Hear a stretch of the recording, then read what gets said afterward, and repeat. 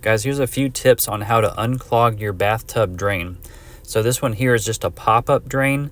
So what we're going to do is just unscrew it. I'll show you guys. A lot of them can just unscrew and you'll be able to access the hair that way. And sometimes you will need like a long nose needle nose plier. But in this case, we're just going to show you how to do it because I've already cleaned this one out.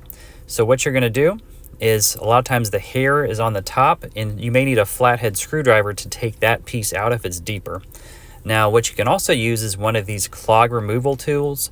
It has like Velcro on the end of it, and on this end it has a little loop you can hold and turn it if you do need to go deeper.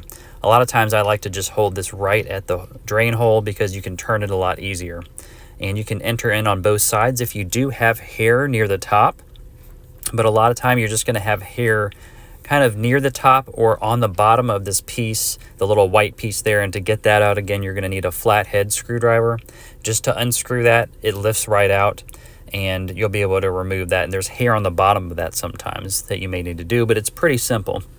But again, this just goes on here. You have the hair on the ledge you can remove, and it's going to be really helpful to get some long nose pliers as well if you do have hair stuck. You can use one of these clog removal tools like I've used in the video.